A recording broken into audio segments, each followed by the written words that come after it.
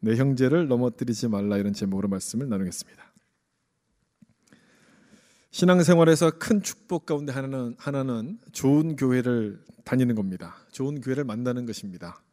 좋은 교회에서 신앙생활하면서 믿음이 성장하는 것, 아마 이것보다 더 큰 기쁨은 없을 거라고 생각합니다. 그래서인지 많은 사람들이 좋은 교회를 찾아서 다니죠. 여기 좋은 교회가 있다고 하면 이쪽으로 우르르 몰려가고, 또 저곳에 있다고 하면 저쪽으로 우르르 몰려갑니다.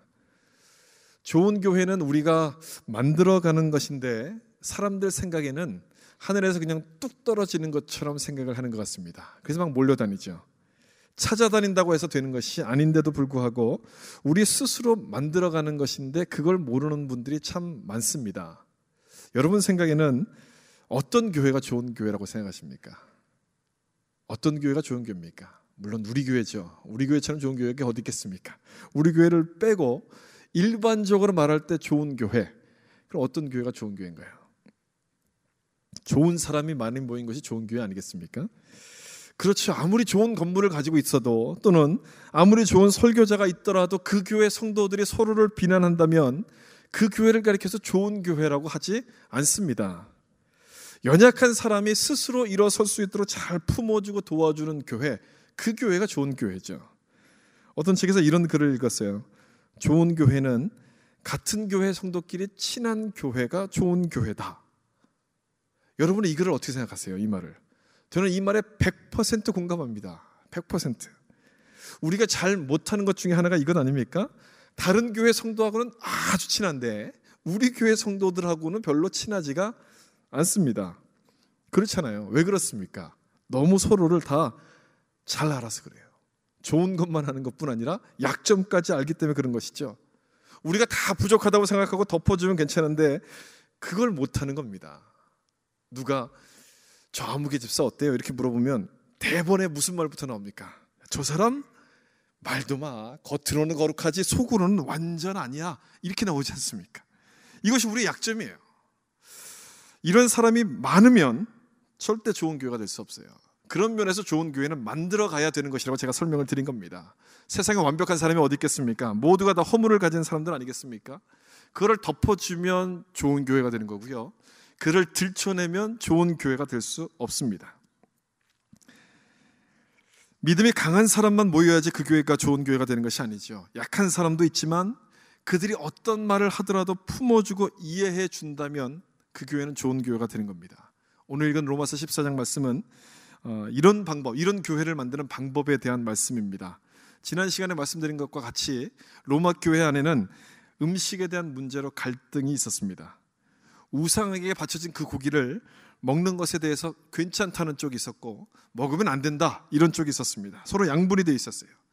이들이 자기의 주장만을 주장하면서 상대방을 비판했었는데 여기에 대해서 사도 바울은 믿음이 강한 사람이 연약한 사람들을 품어주어야 한다 이렇게 말씀을 했습니다. 그리고 이 내용이 오늘 읽은 본문 14장 후반부에서 다시 한번 반복을 하고 있어요. 믿음이 약한 형제가 넘어지지 않도록 조심해야 된다 이것을 말씀합니다. 제가 로마서 말씀을 계속 나누면서 강조했던 내용이 있습니다. 신앙의 핵심에 대해서 계속해서 매주마다 강조했습니다. 이제는 아마 어느 정도 여러분들 이제 그 머릿속에 딱 심겨졌을 것 같아요. 신앙의 핵심이 뭐라 그랬습니까? 나만 잘 믿는 것이 아니라 우리 모두가 다 함께 잘 믿는 것이죠. 잘 아시는데 대답을 안 하시는 것이죠. 확실하게 기억하셔야 돼요. 나만 잘 믿는 것이 아니라 함께 잘 믿는 것이 신앙의 핵심이라고 말씀드렸어요. 오늘 본문도 그 핵심을 강조하기 위해서 주시는 말씀이에요. 만약에 나만 잘 믿는 것이 신앙의 핵심이나 목표라면 이런 말씀을 굳이 기록할 이유가 없습니다. 나만 잘 믿고 천국 가는 것이 신앙의 목표라면 교회 안에 연약한 자가 있든지 말든지 연약한 자가 넘어지든지 말든지 나하고 무슨 상관이 있겠습니까? 상관이 없죠. 그런데 이런 사람들을 넘어뜨리지 말라고 말씀하셨다는 것은 상관이 있다는 거예요. 상관이 있습니다. 함께 가야 된다는 거예요. 그들과 함께. 신앙의 목표는 우리 모두가 함께 잘 믿는 것에 있다는 것을 다시 한번 말씀합니다. 이 목표를 위해서 지난 시간에 말씀드렸던 것은 주를 위하여라는 원칙을 기억하라 말씀드렸어요. 무슨 행동을 하든지 간에 그 행동이 주를 위한 것이냐, 이것을 기억하셔야 된다고 말씀드렸습니다. 성경에서 명확하게 말씀하고 있지 않은 것에 대해서는 우리 각자가 판단할 수 있는 그런 결정할 수가 있는데, 그 결정을 할 때 기준이 되는 것이 뭐냐, 주님을 위한 것이냐, 이것을 생각해 봐야 된다고 설명을 드렸어요. 그런데 이렇게 하더라도 여전히 문제가 생길 수 있습니다. 어떤 문제냐면, 나는 이 일이 주님을 위한 것이라고 생각하는데 저 사람은 그렇지 않다라고 생각을 할 수 있다는 것이죠. 그런 일들이 벌어지게 될 수 있다는 겁니다. 어떤 사람은 신앙의 강조점을 말씀에 두죠. 말씀이 중요하다 이렇게 강조합니다. 또 어떤 사람은 기도해 줍니다. 기도를 열심히 해야 된다. 또 어떤 사람은 헌금에다 그 강조점을 둡니다. 모두가 다 주님을 위해서라고 말하면서 강조하는 것이지만 사람마다 관점의 차이가 있기 때문에 강조하는 내용은 다른 겁니다. 이렇게 서로의 생각이 다르게 될 때 인정해주고 받아주면 아무 문제가 생기지 않는데, 내가 맞다고 막 우기니까 교회 안에서 분쟁이 일어나게 되죠. 내 생각에 더 주님을 위한 것이다 이렇게 생각하다 보니까 갈등이 일어나게 되는 겁니다. 그래서 바울은 오늘 말씀에서 하나의 원칙을 더 말씀하고 있습니다. 주님을 위한다고 하면서 그것 때문에 다른 연약한 형제를 넘어뜨려서는 안 된다, 이걸 설명해 주고 있어요. 내가 하는 일이 연약한 형제를 넘어뜨리는 것인가, 이 부분을 조심하라고 말씀하는 겁니다. 첫 번째 나눌 것은 이것입니다. 부딪힐 것을 두지 말라. 믿음이 약한 형제가 걸려서 넘어질 만한 것들을 남겨두지 말라는 얘기예요. 여기 13절 말씀 나오죠? 우리 13절 말씀 같이 한번 읽어보겠습니다. 그런즉 우리가 다시는 서로 비판하지 말고 주의하라. 아멘. 여기 보면 부딪힐 것이나 거칠 것을 형제 앞에 두지 말라 이렇게 말씀합니다. 이 두 가지는 비슷하면서도 약간 차이가 있습니다. 먼저 부딪힐 것은 내가 의도하지는 않았지만 결과적으로 상대방을 넘어뜨리게 만드는 행동을 부딪히는 것이라 말하죠. 그리고 거칠 것은 내가 의도적으로 상대방을 넘어뜨리기 위해서 했던 행동을 말하는 겁니다. 이 두 가지를 말씀하고 있다는 얘기는 결국 무슨 말씀이냐면, 의도적이든 의도적이지 않든 나 때문에 다른 형제들이 넘어져서는 안 된다는 걸 말하는 것이죠. 조심하라는 얘기입니다. 바울은 이 말씀을 믿음이 강한 사람들에게 하고 있습니다. 믿음이 약한 사람들에게 하는 것이 아니라 믿음이 좋다고 생각하는 사람들에게 하고 있어요. 믿음이 강한 사람은 뭘 먹어도 전혀 문제가 되지 않습니다. 로마 교회 안에는 이 먹는 것에 대한 문제가 있다고 말씀드렸지 않습니까? 우상에게 바쳐진 고기를 먹는 문제였어요. 이걸 먹어도 되냐, 먹으면 안 되냐, 이것 때문에 논쟁이 벌어졌어요. 믿음이 약한 사람 입장에서는 그 고기를 먹는 것이 막 꺼리끼는 거예요. 양심에 찔리는 일이 되는 거예요. 그래서 못 먹었어요. 믿음이 강한 사람 입장에서는 그걸 먹어도 아무 문제가 되지 않았습니다. 여기에 대해서 바울이 내렸던 결론은 뭐냐면, 각자 마음의 정한대로 하라는 것이에요. 각자 알아서 하라는 것이죠. 각자 결정할 수 있는 자유가 있다라고 가르쳐 주었습니다. 그런데 13절에 오면서 여기에다가 하나의 원칙을 덧붙이고 있어요. 그 자유를 사용할 때에 상대방이 부딪혀서 넘어질 수 있지 않을까, 그것까지 생각해 봐야 된다, 이걸 말씀하는 거예요. 다시 말하면 내가 하는 일을 보고서 믿음이 약한 형제가 실족하지 않도록 그 사람을 배려해 주어야 한다, 이걸 말씀하는 겁니다. 15절에는 이런 표현으로 되어 있어요. 내 형제가 근심하게 되면. 또 21절에는 내 형제가 거리끼게 하는 일, 이렇게 되어 있죠. 나의 행동이 다른 사람을 걱정시키게 만들거나 또는 거리끼게 만드는 일이 되지 않도록 해야 된다는 거예요. 믿음이 강한 사람에게는 아무렇지도 않은 일이에요. 그냥 사소한 일입니다. 그런데 그 사소한 일이 믿음이 약한 사람이 볼 때는 근심거리가 될 수 있어요. 거리끼는 일이 될 수 있죠. 불편한 일이 될 수 있습니다. 저 사람 믿음이 좋은 줄 알았는데 왜 저러지? 이런 생각을 할 수 있도록 만들지 말라는 얘기예요. 조심해야 된다는 얘기입니다. 여러분 무슨 말인지 이해가 되시죠? 우리의 믿음은 아는 것과 비례합니다. 많이 알면 믿음이 강해지죠. 잘 모르면 믿음이 강해질 수가 없어요. 약하죠. 믿음이 약하다는 얘기는 잘 모른다는 얘기입니다. 많이 알면 그만큼 자유로워지지만 모르면 그만큼 두려워집니다. 군대에서 고참들이 왜 이렇게 편하게 지냅니까? 다 알잖아요. 뭘 하면 안 되고 뭘 하면 되고, 이걸 알아서 그렇죠. 근데 신참들은 왜 그렇습니까? 이걸 하면 되냐 안 되냐 두려워지는 거예요. 모르면 걱정이 먼저 앞서는 거예요. 이걸 해도 되느냐? 우상에게 바친 고기를 먹어도 구원받은 우리에게는 아무런 해가 없다는 것을 알면 이걸 먹어도 괜찮습니다. 먹을 자유가 생겨요. 먹어도 괜찮구나 이렇게 생각하게 돼요. 그러나 모르게 되면 어떻게 됩니까? 못 먹는 거예요. 모르면 못 먹죠. 먹지 못할 뿐 아니라 먹는 사람을 향해서 오히려 이렇게 소리쳐요. 아유, 저 사람 믿음도 없다. 자기가 믿음이 없어서 못 먹는 것인데 먹는 사람을 향해서 믿음이 없다라고 판단해요. 모르면 겉으로 나는 행동을 보면서 신앙을 판단하게 되는 거예요. 그러나 정말 아는 사람은 먹고 마시는 행동을 가지고 판단을 하지 않습니다. 신앙의 목표는 뭘 하고 뭘 안 하는 행동이 있는 것이 아니라 우리의 성품, 내면의 성품이 변화되는 것이 신앙의 목표예요. 여러분, 이 부분을 잘 기억하셔야 돼요. 우리 신앙의 목표는 내가 뭘 하느냐 뭘 안 하느냐 있는 것이 아니라 내 내면이 변화되는 것이 신앙의 목표입니다. 그것을 아는 사람은 겉으로 드러나는 행동을 가지고 판단하지 않아요. 왜 저걸 하지? 또 왜 이걸 안 하지? 이것만 가지고 따지는 사람은 아직 몰라서 그렇습니다. 신앙의 목표가 뭔지를 몰라요. 그런데 그걸 잘 아는 사람은 상대방이 어떤 행동을 하든지 간에 그것을 판단하지 않고 이해하고 받아줍니다.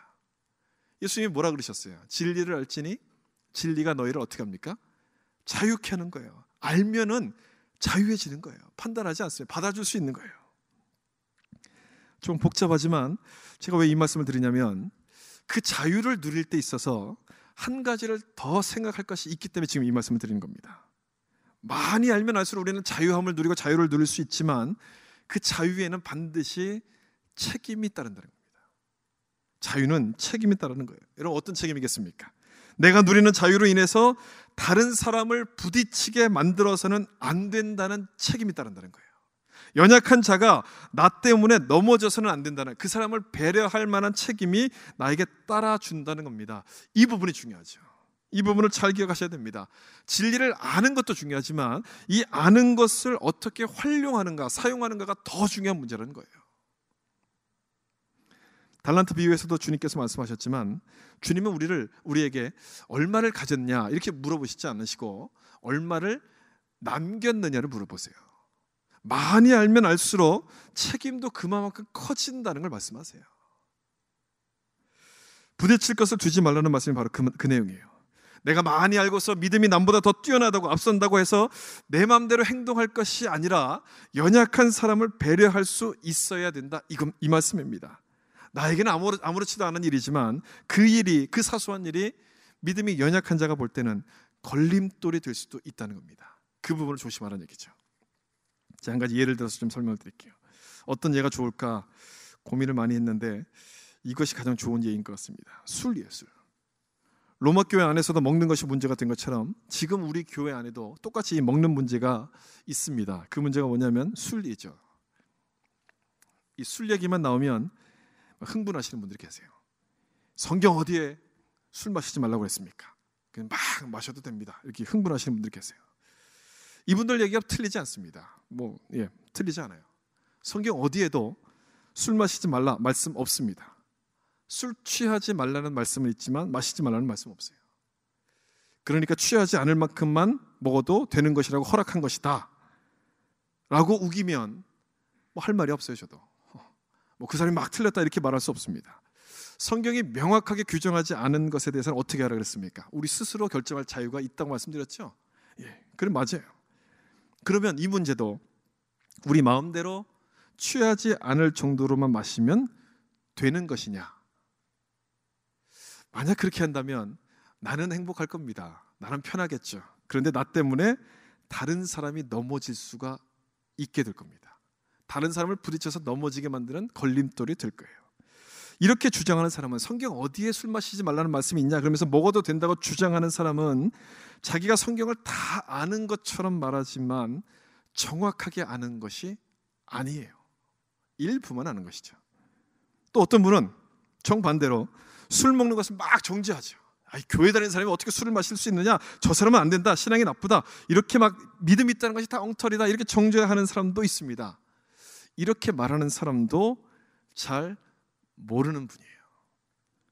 먹고 마시는 것으로 신앙을 평가하는 것 굉장히 낮은 신앙의 수준 사람들이 하는 행동들이에요. 제가 앞에서 말씀을 드렸죠. 신앙이 낮은 분들이 하는 행동입니다. 마셔도 된다고 하는 분이나 마시는 걸 보고 정죄하는 사람이나 둘 다 제대로 모르는 사람들이에요. 오늘 이 부분에 대해서 여러분 좀 잘 아셨으면 좋겠는데 정확히 아실 필요가 있습니다. 왜 한국 교회만 유독 술에 대해서 이렇게 까다롭게 규정을 하는가? 역사적인 배경 때문에 그렇습니다. 제가 좀 설명을 드릴게요. 한국에 처음 선교사가 들어왔을 때 1800년도 말에서부터 1900년대 초까지 그때는 이 술, 담배를 허용했습니다. 1900년도 사진이 없어서 한 1920년도 이후의 사진들이에요. 그때는 부흥회가 굉장히 많았거든요. 근데 이 사진은 교회가 이미 지어진 다음에 거기서 했던 사진이기 때문에 사람들이 많이 모여 있었는데 그때는 교회가 지어지기 전이었어요. 그래서 부흥회가 한번 열리면 뭐 2주, 짧게는 2주, 뭐 길게는 한 달씩 열렸고요. 하루 종일 했습니다. 아침부터 저녁까지 했어요. 그렇게 부흥회를 막 했어요. 그러다 보니까 중간중간에 쉬는 시간을 주었는데 그 쉬는 시간에 무엇도 함께 줬냐면 술과 담배도 함께 줬어요. 분위기가 어떻겠습니까? 굉장히 은혜스럽지 않았겠어요? 교회 장소가 없으니까 큰 집을 빌려서 했거든요. 뭐 정승댁 이런 데 빌려서 했으면 그 집에서 온 손님들에게 대접한다고 막 술도 주고 담배도 줬어요. 쉬는 시간만 되면 술 한 잔 마시고 들어오고 담배 한 대 피우고 들어오고 얼굴이 벌개진 채로 다시 성경 공부를 시작했어요. 성령에 취한 것인지 술에 취한 것인지 구별이 안 되는 거죠. 그런 분위기가 계속 있었어요. 그러다가 사람들이 스스로 깨닫기 시작한 겁니다. 야, 술과 담배를 하다 보면 신앙생활을 건전하게 할 수 없구나. 자기들이 깨달았어요. 그리고 그 당시에는 일제시대 아니었겠습니까? 일제식민 통치하에 있었잖아요. 그러다 보니까 모든 국민들의 마음에 소망이 없었어요. 우리가 이렇게 해서 잘 살 수 있는가 소망이 없다 보니까 어디에 빠졌냐면 술에 빠지고 담배에 빠지고 도박에 빠졌습니다. 모든 사람들이 그 일들을 했어요. 이런 상황 속에서 예수 믿는 사람도 술을 마시고 담배를 피우다 보니까 구별이 안 되는 거예요. 덕이 안 되는 거예요. 뭔가 좀 이렇게 다른 모습을 보여줘야 되는데 그게 안 되는 거예요. 그래서 교회 지도자들이 1901년도부터 금주 금연 운동을 펼치기 시작하게 된 겁니다. 그때 나온 포스터가 이런 포스터예요. 그때 금주 가라는 노래도 나왔어요. 가사 한번 들어보실래요? 아, 마시지 말라 술. 아, 보지도 말라 술. 이런 가사였어요. 세례를 줄 때도 그래서 금주 금연을 하는 사람에게만 세례를 줬어요. 교회 직분자를 세울 때도 마찬가지죠. 술, 담배를 끊어야지만 직분을 줬어요. 보이세요? 이래도 마시랍니까? 뭐 이런 내용이 마지막에 들어갔어요. 이 내용 읽어보면 굉장히 재밌어요. 이런 분위기 속에서 시작됐던 원칙이 100년이 지난 이 한국 교회 안에 지금까지 계속 지켜져 온 겁니다. 다른 나라에는 없는 원칙이에요. 우리나라에게만 유독 있는 원칙이에요. 우리나라 사람들에게 고유한 신앙 유산이죠. 그래서 지금도 한국 교회 안에서는 술과 담배를 안 하는 것이 한국 교회의 전통으로 내려오는 겁니다. 엄밀히 따지면 성경대로 막 따지자고 하면 금주 금연은 성경에 없습니다. 없는 내용이죠. 이걸 한다고 해서 천국 못 가는 것 아닙니다. 그렇다고 해서 해도 되느냐? 한국 교회 전통 안에서는 안 된다는 얘기예요. 제가 여기 써진 대로 읽으면 읽지 말라고 제 집사람이 얘기했고 이거 써진 대로 읽을 수가 없네요. 이 부분은. 이거 백인들 교회 가시면 바자회 할 때 어떤지 아시죠? 칵테일 바를 딱 설치해놓고 거기서 술을 팔아요. 펀드레이징이 목적이니까 뭐 어떻게 하든지 돈을 모으려고 그걸 팔아요. 저도 그 모습을 보고 충격이 돼요. 충격. 이야, 세상에 이런 교회도 있구나. 이런 교회도 있구나. 다 그런 건 아니죠, 물론. 그러나 한국 사람의 정서에서는 교회를 다니면서 술 마시는 것을 용납하지 않습니다. 기독교인들끼리 용납하지 않는다는 얘기가 아니라 교회 바깥에 있는 사람이 용납하지 않는다는 얘기예요. 그래서 우리가 그 교회를 다니면서도 이런 모습을 보여주면 그 사람들이 시험에 들어서 교회를 안 나오게 되는 거예요. 여기에서 오늘 말씀에 원리가 적용되는 것이죠. 우리가 술에 대해서 성경에 대한 입장을 알고 역사적인 배경도 잘 알았으니까 많이 알았으니까 이제는 자유롭게 마셔도 된다 이렇게 말할 것이 아니라 이 자유를 어떻게 활용해야 될 것인가를 생각하셔야 된다는 거예요. 나는 술을 마셔도 아무렇지도 않은 그 강한 믿음을 가졌더라도 한국 사람의 정서 속에서는 술에 대해서 부정적인 정서가 있기 때문에 나는 하지 말아야 되겠다. 그만두자. 그냥 끊어야 되겠다. 하지 말아야 되겠다. 이렇게 결정해야 된다는 그 말씀이에요. 혹시라도 내가 술 마시는 내 모습을 보면서 믿음이 약한 자가 넘어질 수 있기 때문에 믿음이 강한 우리가 참아줘야 한다는 거예요. 여러분 이해가 되십니까? 이거예요, 이거. 그럼에도 에이, 모르겠어요. 그럼에도 난 괜찮아요. 나는 그냥 I don't care 하면서 열심히 마신다. 그럼 그 사람은 신앙생활을 포기하는 것과 똑같아요. 신앙생활을 포기한다는 뜻이에요. 왠지 아세요? 그 일로 인해서 많은 사람들을 넘어뜨려서 시험에 빠지도록 만들 수 있기 때문입니다. 주님 앞에 이것은 굉장히 큰 죄예요. 이 말씀 한번 보세요. 마태복음 18장 6절 같이 한번 읽어볼까요? 누구든지 나를 믿는 이 작은 자 중 하나를 실족하게 하면 깊은 바다에 빠뜨려지는 것이 나으니라. 아멘. 작은 자, 어린아이 같은 믿음을 가진 사람을 말하죠. 연약한 사람을 말합니다. 이 연약한 사람 한 사람을 시험에 빠뜨려서 실족하게 한다면 그 죄가 얼마나 크냐면 내 목에다 연자맷돌을 붙들어 매고 바닷속에 빠뜨려지는 것과는 비교도 안 될 만큼 더 큰 죄가 된다는 거예요. 여러분, 여기서 주님이 뭘 강조하시는가를 잘 보셔야 돼요. 뭘 강조하고 계십니까? 약한 사람을 배려해 주라는 거예요. 약한 사람이 잘 쓸 수 있도록 부딪힐 만한 것들을 두지 말라, 이것을 말씀하는 거예요. 여러분, 그런데도 불구하고 마실 수 있겠어요? 그런데도 이 말씀을 아시는데도 불구하고 이 땡기세요? 이렇게 지나갈 때 보면 막 땡기세요? 사소한 것에 매달리다가, 어디 그런 말씀 없으니까 나는 마셔도 된다, 이 사소한 것에 매달리다가 중요한 핵심, 연약한 한 사람을 실족하게 빠뜨리는 그 핵심을 놓치시면 안 돼요. 사소한 것에 우리 목숨 걸 사람들이 아니에요. 주님은 어린아이 하나가 실족하게 하는 것도 굉장히 마음 아파하시는데, 나 때문에 많은 사람들이 넘어지게 된다면 여러분, 그 일이 어찌 잘못된 일이 아니라고 말할 수 있겠어요? 그럼 어떻게 해야 되느냐? 오늘 보면 21절 말씀 보세요.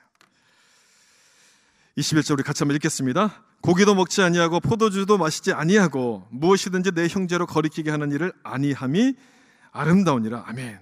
무엇이든지 내 형제로 거리끼는 일을 아니함이 아름답다. 마시라는 겁니까? 마시지 말라는 겁니까? 마시지 말라는 거예요. 마시지 말라는 말씀이 표현이 그대로 없어도 이 말씀의 의미는 마시지 말라는 것이죠. 안 하는 것이 아름답다, 그 말씀입니다. 아직까지 이 문제에 대해서 분명한 선을, 기준을 정리하지 못하신 분들은 오늘 이렇게 딱 정리하셨으면 좋겠어요. 어떤 것이 아름답습니까? 안 하는 것이 아름다워요. 왜 이렇게 표정들이 굳어지셨어요? 자유함을 누리시면 돼요. 자유. 안 하는 것이 아름답다, 분명히 말씀하고 있어요. 한 구절 더 보실래요? 15절 말씀이에요. 이 말씀도 우리 같이 읽어보겠습니다. 만일 음식으로 말미암아 내 형제가 근심하게 되면 이는 내가 사랑으로 행하지 아니함이라. 그리스도께서 대신하여 죽으신 형제를 내 음식으로, 음식이란 말에다 술이란 단어를 넣으면 되죠. 만일 술로 말미암아 내 형제가 근심하게 되면, 술 마시는 행동은 죄가 아니에요. 그러나 그것 때문에 우리 형제가 근심하게 돼서 망하게 된다면, 교회를 안 나온다고 말한다면, 예수님으로부터 멀리 떠나져 가게 된다면 그것보다 더 큰 잘못은 없다는 거예요. 그래서 우리는 분명한 기준을 가지셔야 돼요. 분명한 기준. 내가 하는 이 행동이 연약한 사람을 넘어뜨리는 것은 아닌가, 이걸 늘 생각하셔야 돼요. 만약 그렇다면 참으셔야 되고 포기하셔야 되고 내가 양보하셔야 돼요. 이것이 두 번째 나눌 말씀이에요. 형제를 넘어뜨리지 않도록 하려면 어떻게 해야 되는가? 자유를 절제하셔야 됩니다. 여러분, 이것을 우리 행동의 기준으로 아주 분명하게 새겨두셔야 돼요. 분명하게. 우리가 이렇게만 행동할 수 있다면 우리 교회는 틀림없이 좋은 교회로 세워지게 될 줄로 믿습니다. 틀림없이 좋은 교회로 세워질 거예요. 21절 끝부분에 있는 말씀 다시 보세요. 무엇이든지 내 형제로 거리끼게 하는 일을 아니함이 아름다우니라. 거리끼는 일을 하지 않을 때, 다시 말하면 절제할 때, 참을 때, 양보할 때, 그때 아름다운 교회가 만들어지게 된다는 거예요. 내가 하고 싶은 것은 다 하면서 좋은 교회를 찾아다니면 절대 찾을 수 없어요. 내가 가기 전까지 그 교회가 좋았는데 내가 모든 걸 다 하면서 그 교회 가면 그 순간부터 나빠지는 거예요. 내가 먼저 참고 내가 먼저 절제하게 될 때 우리 교회가 아름다운 소문을 내게 되는 것이죠. 교회 안에는 믿음이 좋은 자도 있지만 믿음이 약한 자도 있습니다. 여러분 생각에는 이 둘 중에 누가 더 행동을 조심해야 된다고 생각합니까? 믿음이 좋은 사람입니까? 믿음이 약한 사람입니까? 누가 더 행동을 조심해야 될까요? 믿음이 좋은 사람이 행동을 조심해야 돼요. 믿음이 좋은 사람은 믿음이 약한 사람이 무슨 일을 해도 다 이해합니다. 저 사람은 약하니까 그래, 저 사람은 초신자니까 그래, 다 용납해 줄 수가 있어요. 그러나 믿음이 약한 사람은 믿음 좋은 사람이 하는 아주 작은 일에도 시험에 빠질 수가 있어요. 저 사람 믿음이 좋은 줄 알았는데 순엉터리구나, 이런 부분까지도 생각하고서 내가 절제할 수 있어야 된다는 얘기예요. 여러분들 그렇게 하셔야 된다는 얘기예요. 내가 정말 연약한 사람이 어떻게 생각할까까지도 생각할 수 있어야 된다는 겁니다. 한국에서 아주 존경받으시는 목사님 한 분이 이런 얘기를 한 적이 있어요. 비행기를 탈 때 주변에 자기를 알아보는 사람이 없으면 식사가 끝난 다음에 포도주를 한 잔씩 했대요. 그렇게 하면 소화도 잘 되고 잠도 잘 오니까 그렇게 가끔씩 한다는 얘기예요. 정말 그런가요? 비행기에서 식사 끝나고 포도주 한 잔 하면 잠이 잘 와요? 소화 잘 되나요? 일부 예배 때도 제가 물어봤거든요. 그래서 고개를 막 끄덕끄덕거리더라고요. 야, 다 경험자들이시군요. 제가 2부 때는 안 하시네요. 그런가 봐요. 그런데 자기를 알아보는 사람이 있으면 절대 안 마셨대요. 손도 안 댔대요. 저는 그 말을 처음에 들으면서 야, 저 목사님 참 위선적이구나, 이런 생각이 들었어요. 어떻게 한국 사람들이 존경하는 목사님이신데 저런 말씀을 하실 수가 있을까? 처음엔 이해가 안 됐어요. 근데 곰곰이 생각해 보니까 이분은 자기 나름대로의 원칙을 갖고 계신 거예요. 그 원칙은 뭐냐면 본인은 포도주를 마실 수 있는 자유함이 있는데 그 자유를 다른 사람을 위해서 절제한다는 거예요. 남들이 안 볼 때 숨어서 마시겠다, 이렇게 말하는 것이 아니라 혹시라도 나의 행동 때문에 어떤 한 사람이 시험에 들까 봐 자기는 그것이라면 안 하겠다, 이렇게 말했다는 거예요. 저는 그 말을 들으면서 정말 그것이야말로 진짜 능력이라 생각했어요. 진짜 능력. 내가 뭐든지 할 수 있는 것을 가리켜서 진짜 능력이라 말하지 않습니다. 내가 할 수 있지만 할 수 있는 그것을 절제할 수 있는 것이 진짜 능력이에요. 성령의 9가지 열매 아시죠? 성령의 9가지 열매 가운데 가장 마지막에 나오는 열매가 뭔지 아십니까? 그것이 절제예요. 절제. 진짜 능력은 절제에서부터 나온다는 거예요. 내가 다 할 수 있어도 내 형제를 넘어뜨리는 일이 된다면 내가 그것을 절제하겠다는 그 마음, 이것이 진짜 능력 아니겠어요? 이것이 우리 행동의 기준이 되어야 한다는 거예요. 이 말씀도 보세요. 고린도전서 8장 13절, 여기서도 똑같은 원칙을 한 번 더 설명하는데 우리 이 말씀도 같이 한번 읽어볼까요? 그러므로 만일 음식에 내 형제를 실족하게 한다면 내 형제를 실족하지 않게 하리라. 아멘. 고린도 교회 안에도 똑같은 문제가 있었어요. 로마 교회처럼 이 안에도 고기를 먹는 문제가 있었습니다. 이 일에 대해서 바울은 분명한 결론을 내리고 있죠.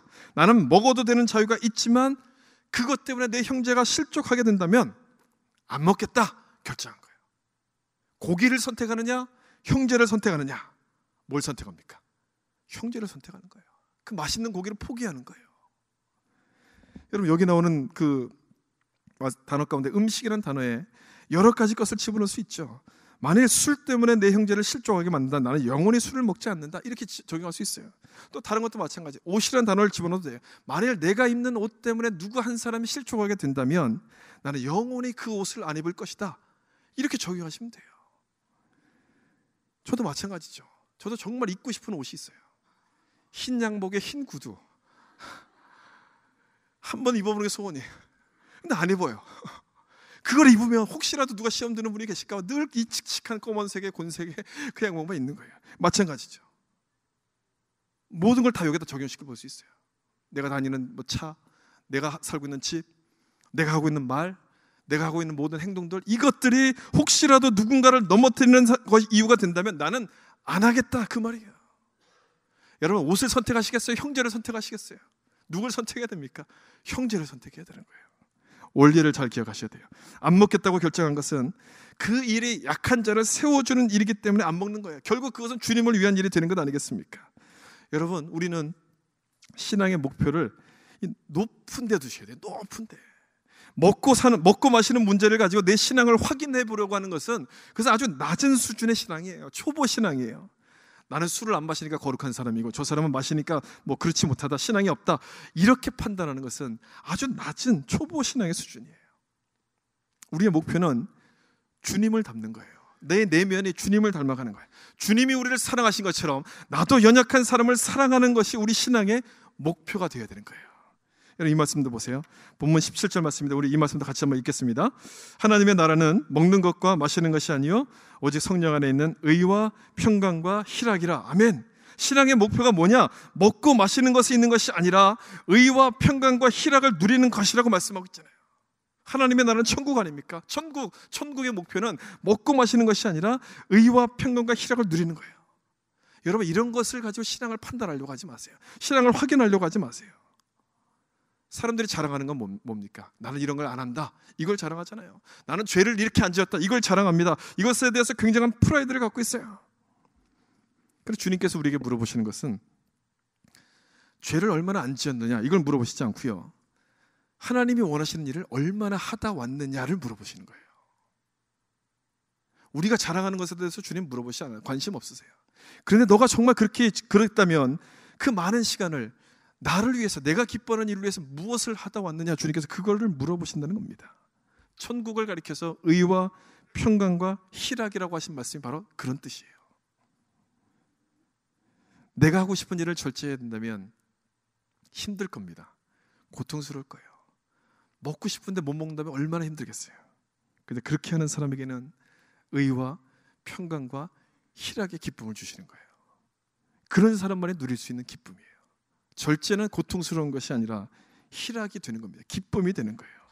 참된 만족이라는 것은, 정말 기쁜 만족이라는 것은 내가 하고 싶은 일을 다 할 때 주어지는 것이 아니라 주님을 위해서, 다른 연약한 사람을 위해서 내 것을 참고 양보하고 절제할 때 이 놀라운 참된 기쁨이 주어지게 된다는 그 말씀이에요.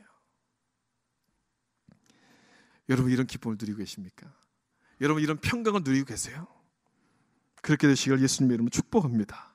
약한 자를 위해서 양보하시고 절제하셔서 하나님이 주시는 이 놀라운 축복을 받아 누리시는 여러분 되시기를 예수님의 이름으로 축복합니다. 마지막 세 번째는, 우리가 연약한 자를 넘어뜨리지 않으려면 어떻게 해야 되는가? 믿음을 따라 행해야 됩니다. 로마서 14장 22절에 내게 있는 믿음을 하나님 앞에서 스스로 가지고 있으라. 여기 나오는 믿음이란 단어는 신앙 양심을 의미하는 단어입니다. 양심이라는 단어와 똑같은 단어예요. 바꿔서 써도 괜찮습니다. 어떤 일을 결정할 때 신앙 양심을 따라서 결정하라, 이런 말씀이죠. 계속 보면 자기가 옳다는 바로 자기를 정죄하지 아니하는 자, 같은 얘기죠. 신앙 양심으로 판단할 때 옳다고 생각하면 그렇게 하라는 겁니다. 그리고 거기에 대해서는 조금이라도 죄책감을 갖지 말라, 이런 말씀이에요. 그 다음에 이어진 23절 보시면 의심하고 먹는 자는 정죄되었나니 이는 믿음을 따라 하지 아니하였기 때문이라. 여기 나오는 믿음도 역시 양심을 뜻하는 겁니다. 신앙 양심과 같은 말이에요. 의심하고 먹는다는 말은 무슨 말이냐면 양심에 거리낌이 있다는 그런 얘기죠. 이걸 먹으면 안 되는데, 이런 생각이 드는데도 불구하고 그거를 먹는 걸 말해요. 그럼 그것이 뭐가 되느냐? 죄가 된다는 말이에요. 그런 마음이 없이 하는 것은 전혀 죄가 되지 않는데 양심의 거리낌에도 불구하고 그것을 하면 그것을 죄라고 말씀한다는 거죠. 우리가 여기서 주목해야 될 것은 뭐냐면, 무엇을 가리켜서 죄라고 말씀하시는가, 그 부분을 좀 주목해 보셔야 돼요. 먹는 행동을 가리켜서 죄라고 말씀하고 있지 않고 그 행동의 잘못된 동기를 죄라고 말씀하고 있어요. 여러분, 언제 이걸 먹으면, 이걸 하면 안 되는데 이런 생각이 드십니까? 보통 두 가지 경우가 아니겠어요? 하나는 주님이 기뻐하시지 않는다라고 생각할 때 이런 생각이 들죠. 내가 뭔가를 딱 하려고 하는데 이걸 주님이 기뻐하시지 않는 것 같아. 그러면 이걸 하면 안 되는데, 이렇게 생각이 들죠. 그때 그걸 그대로 하면 죄가 된다는 거예요. 또 한 가지 경우는 다른 형제가 혹시 시험에 들 텐데, 이런 생각이 든다는 거예요. 그런 생각이 들 때도 이걸 하면 안 되는데 이 생각이 들잖아요. 내가 하는 걸, 이걸 보면 누군가 시험에 들 텐데, 이런 생각이 들매도 불구하고 이걸 무시하고 그냥 하면 그것 역시 죄가 된다는 얘기예요. 여러분, 이해가 되시죠? 믿음을 따라 행하라는 말씀은 이 두 가지 기준을 늘 확인해야 된다는 거예요. 나의 행동이 주님을 위한 행동이냐, 또 하나, 이 일이 연약한 형제를 넘어뜨리는 것이 아닌지 생각해 봐야 된다는 것입니다. 이것이 신앙 양심을 따라서 사는 거예요.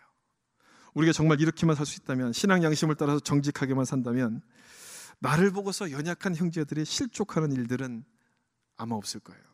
나 때문에 시험에 빠지는 사람들은 생기지 않을 겁니다. 그런데도 안타깝게 그런 일들이 생기는 것은, 왜 그런 일이 생기겠습니까? 우리가 이 말씀대로 살지 못하기 때문 아니겠어요? 이 일은 주님이 기뻐하시지 않는데 우리는 알아요. 알면서도 그냥 해요. 이걸 하면 혹시나 누군가 이걸 보고 마음이 불편할 텐데 우리는 압니다. 그런데도 그냥 그거를 해요. 그래서 나 때문에 다른 사람들이 넘어지게 되는 거예요. 여러분, 우리가 기억해야 될 것은 뭐냐면 나만 잘 믿는 것이 아니에요. 뭔가요? 우리가 뭘 기억해야 됩니까? 나만 잘 믿는 것이 아니라 함께 잘 믿는 것이죠. 함께 잘 믿도록 연약한 자들을 도와줘야 되는 거예요. 나 혼자 옳게 산다고 해서 주님은 기뻐하시지 않습니다. 상대방도 나처럼, 연약한 사람도 나처럼 옳은 자리까지 설 수 있도록 끌어주는 것을 가리켜서 주님이 기뻐하세요. 마지막으로 이 말씀 한번 보겠습니다. 18절 말씀, 우리 같이 한번 18절 읽겠습니다. 이로써 그리스도를 섬기는 자는 하나님을 기쁘시게 하며 사람에게도 칭찬을 받느니라. 아멘. 이로써 그리스도를 섬기는 자, 이렇게 그리스도를 섬기는 자를 말하는 거예요. 어떻게 섬기는 자이겠습니까? 나만 잘 믿는 것이 아니라 연약한 사람도 잘 믿도록 도와주는 것을 말하는 것이죠. 혹시라도 나를 통해서 시험에 드는 사람이 있는가 없는가를 살펴보면서 절제하는 모습을 가리키는 거예요. 신앙의 양심에 따라서 정직하게 살려는 그 모습을 말하죠. 그렇게 할 때 하나님을 기쁘시게 하면서 사람에게도 칭찬을 받게 된다는 거예요. 이것을 우리 신앙의 목표로 삼아야 된다는 말씀입니다. 사랑하는 성도 여러분, 오늘이 올해 마지막 주일입니다. 52주간의 주일이 다 지나갔어요. 여러분, 올 한 해 동안 어떤 모습으로 살아셨습니까? 어떤 모습으로 지내오셨습니까? 혹시 나 때문에 넘어져서 실족해서 어딘가로 지금 넘어져 있는 그런 형제들 없습니까? 그런 사람들 없습니까? 올해의 나의 행동들이 정말 주님을 위해서 했던 행동들이었는가 좀 생각해 보실 필요가 있어요. 올해 내가 했던 모든 행동의 기준들이 연약한 자를 배려하는 것이었는가 한번 좀 생각해 보십시오. 그렇게 하셨습니까? 그렇게 사셨습니까? 그렇게 사셨다면 아주 잘하신 거예요. 정말 주님께서 기뻐하실 겁니다. 내일 모레부터 시작되는 이 새로운 해도 그렇게 계속해서 살 수 있도록 하나님의 은혜를 구하셨으면 좋겠어요. 그러나 그렇게 살지 못했다면, 혹시 누군가 나 때문에 넘어지는 사람이 있었고 그 사람의 이름이 생각난다면, 그 사람의 얼굴이 생각난다면 괜찮아요. 오늘부터가 중요해요. 오늘부터 내가 이 말씀대로 살기로 결단하는 것이 중요한 거예요. 여러분의 삶이 연약한 형제를 넘어뜨리는 것이 아니라 그들을 세워주고 도와주는 삶이 되겠다라고 결단하는 것, 그것이 중요하다는 거예요. 오늘 말씀을 기억하시면서 정말 연약한 형제를 넘어뜨리지 말고 세워주고, 그리고 그들에게 걸림돌이 되지 마시고 그들을 위해서 양보하고 절제할 수 있는 여러분 되시길 바랍니다. 신앙 양심을 따라서 정직하게 행동하시는 여러분 되셨으면 좋겠습니다. 그래서 이번 한 주간도 이 말씀대로 순종하심으로 하나님을 기쁘시게 하시는 큰빛의 성도가 되시기를 예수님의 이름으로 축원합니다. 기도하겠습니다.